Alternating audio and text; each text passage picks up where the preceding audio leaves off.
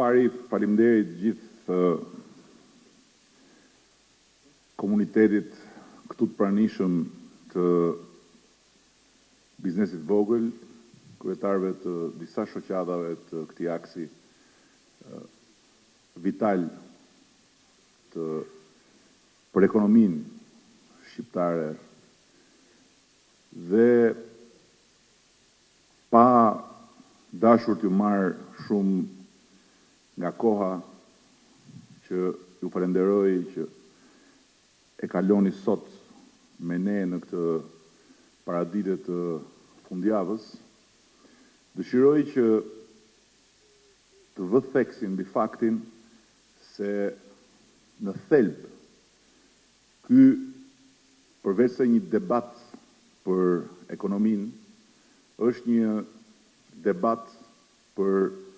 shoqërinë që duam. Për shoqërinë që sot vuan pasojat e një krize ekonomike, por jo vetëm. Edhe pasojat e degradimit të vazhdueshëm të shtetit si partner i individit në një sistem si ky që kemi zgjedhur. Dhe ende më shumë akoma për shoqërinë që duam si një mjedis bashkëjetese mbi disa vlera dhe disa parime që na ndajnë në mënyrë të prerë nga ata që sot qeverisin. Dhe kur flasim për sistemin e taksimit si një element thelbësor i politikës për cilën ne duam të angazhohemi në funksion të një zhvillimi ekonomik të qëndrueshëm, të punësimit real dhe të ripërtritjes së shoqërisë, përsëri flasim mbi një vijë shumë të qartë ndarëse. Taksimi i ndershëm i bazuar mbi vlerën e progresivitetit është për ne një vlerë themelore e familjes sonë politike dhe një vlerë e cila nuk mund t'i mohohet shoqërisë ku jetojmë, në rast se dëshirojmë një shoqëri kohezive, një shoqëri ku padyshim liria bën punën e vet dhe në rrugën e konkurrencës ka disa që vrapojnë më shpejt, disa që vrapojnë më ngadalë, disa që ecin me vështirësi, po ku në asnjë mënyrë ata që ecin me vështirësi nuk mund të trajtohen si njerëz të dorës dytë. Përkundrazi, atyre që vrapojnë më shpejt, që fitojnë më shumë, u kërkohet natyrshëm që të kontribojnë më shumë, që e gjithë shoqëria si e tillë të mund shkojë përpara, sepse në fundit dhe do mundohem ta prek pak këtë, edhe ata që fitojnë më shumë, edhe sipërmarrësit më të mëdhenj kanë nevojë për konsumator më të aftë për të blerë produktet e tyre. Përpara disa ditësh, një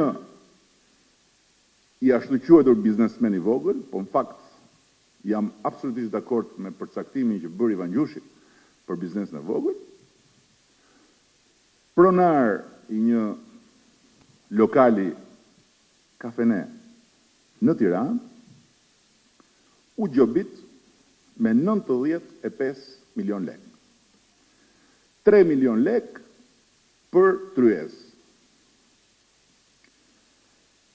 Dhe ndërkohë që taksa e ashtu quajtur e sheshtë si detyrim i tij ndaj shtetit është zyrtarisht 10%, taksa e arbitraritetit bashkuar me të sheshtën bën që ky biznesmen i vogël të paguaj 50% të fitimit të tij vjetor. Dhe këtu është shumë e rëndësishme që të gjithë sipërmarrësit, ata të mëdhenj në radh parë, mbi të cilët ushtrohet një trysni shumë e madhe për të futur frikën dhe pasigurinë, duke e trajtuar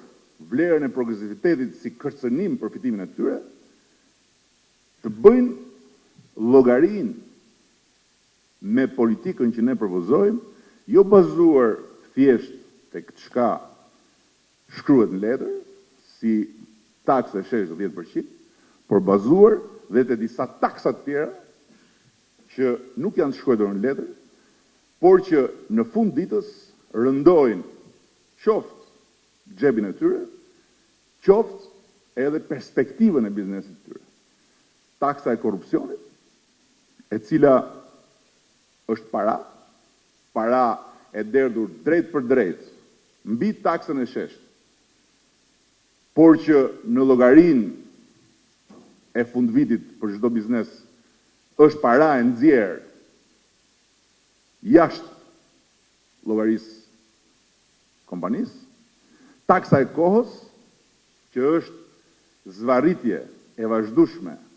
në labirinthet e një burokracie të korruptuar dhe edhe të rënduar nga mungesa e reformave strukturore që kanë sjell punët në atë pikë ku e përmendën dhe kryetarët e bashkisë tek dera e çdo sipërmarrje dhe çdo biznesi të vogël shfaqen në mënyrë të vijueshme njerëz që përfaqësojnë shtetin, por që në fakt rrisin në mënyrë ndjeshme edhe stresin, dhe taksa e të ardhmes do ta quaja unë, në kuptimin që askush sot që bën biznes në Shqipëri, apo që do donte të bënte biznes në Shqipëri, nuk ka asnjë mundësi të planifikojë përtej një kufiri kohor që është një vit. Madje që po të shohësh mungesën e plotë të stabilitetit në sistemin fiskal shqiptar që ka ndruar 68 herë brenda 7 viteve qeverisje, nuk mund parashikoj as për 2 muaj. Të gjitha këto janë shumë të rëndësishme për të kuptuar se është e domosdoshme sot që ne t'i japim shoqërisë tonë si jetër një moment qetësie dhe t'i krijojmë të gjithë qytetarëve tanë, dhe këtu flasim konkretisht të gjithë atyre qytetarëve dhe të gjithë atyre familjeve që merren me biznes, kushtet e një qetësie relative për të mundur që të fillojnë të lëvizin me më shumë shpejtësi në funksion të mirëqenies tyre, por edhe në funksion të rritjes së kapaciteteve shërbyese të shtetit. Dje takuam sipërmarrësit e mëdhenj. Dhe faktikisht, jo ne, opozita, po një strukturë tërësisht e pavarur politike, e pavarur politikisht, dhoma shqiptaro-amerikane e tregtisë, ka bërë një deklaratë që është një ilustrim perfekt i problematikës së rëndë që sot biznesi has, jo për shkak të krizës ekonomike, si e tillë, po për shkak të faktit se një qeveri që nga një anë e mohon krizën, nga ana tjetër nuk merr masa për të përballur me krizën, po vazhdon e thellon atë me një politikë të rënimit më tejshëm ekonomik, turret mbi biznesin me një sulm frontal gjobash, sepse politika e saj nuk mund dot të gjenerojë të ardhurat më të nevojshme për ta mbajtur shtetin në funksionim. Dhe faktikisht këtu lind nevoja bazuar mbi gjithsa thash për të ndarë njëre mirë nga taksa e sheshtë dhe